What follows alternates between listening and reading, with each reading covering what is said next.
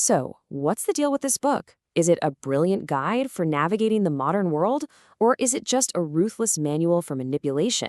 Today, we are diving deep into one of the most controversial and talked about books on strategy ever written, Robert Greene's The 48 Laws of Power. Let's find out why it has such an undeniable grip on so many people. This quote from Machiavelli, it's the perfect place to start. It just perfectly captures the cold, pragmatic, and often ruthless logic at the very heart of this book. We're talking about a world where power is everything, and taking half measures is basically a recipe for your own downfall. And that really is the central question the book asks us. Its core idea is that every single social interaction, from the office to your group of friends, operates by the same unspoken rules as the hyper-competitive royal courts of the past. So let's explore that first. Okay, so the book argues that to get through life successfully, you have to see the world as a giant court, kind of like the court of Louis XIV or the Medicis. In this court, everyone is playing for status, for influence, for security. And understanding the game, well, it isn't optional. It's essential for survival. Now, here's a tough lesson from the book. Being brilliant at what you do isn't just not enough, it can be downright dangerous. So why is that? Because when you openly show off your gifts, it makes your bosses, your superiors, feel insecure. And an insecure leader might pat you on the back today, but believe me, they'll be plotting to replace you tomorrow.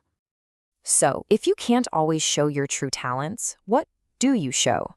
This leads us to a huge theme in the book, mastering appearances. In this game of power, controlling how people see you is your #1 weapon. Often, perception is way more important than reality. The book lays out a whole arsenal for managing how you look to others. Your reputation, that's the cornerstone of your power. It walks into the room before you do and colors everything you say and do. But beyond that, you have to actively seek out attention and create these grand spectacles that dazzle and, well, distract everybody. This idea completely flips our usual way of thinking on its head. The great showman P.T. Barnum, he understood that any kind of attention, whether it's good or bad, keeps you in the conversation.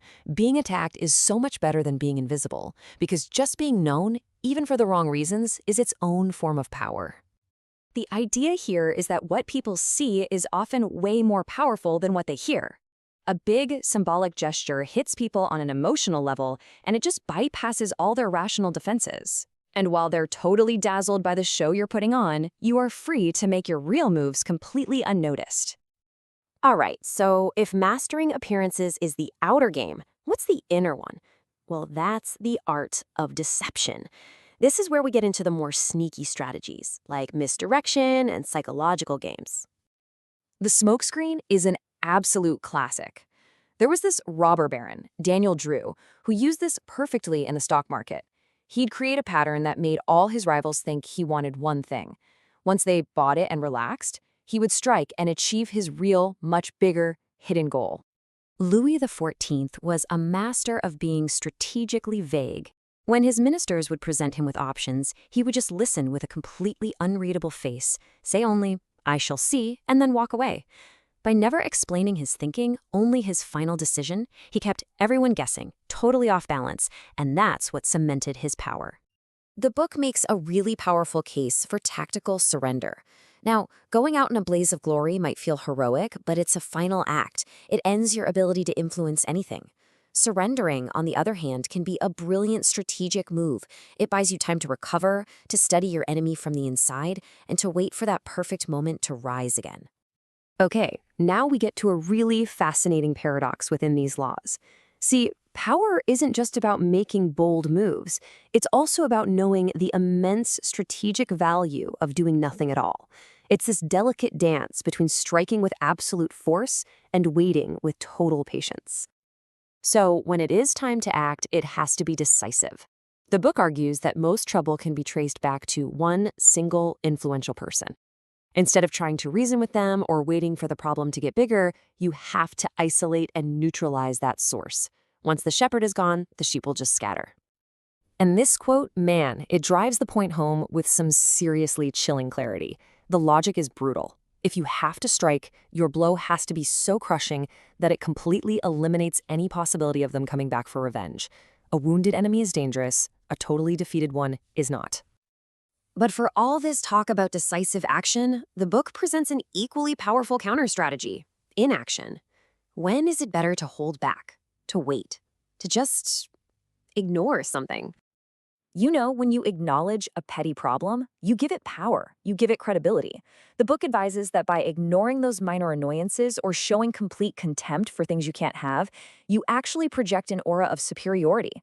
You're basically saying you refuse to be dragged into small, trivial battles, saving all your energy for what really matters.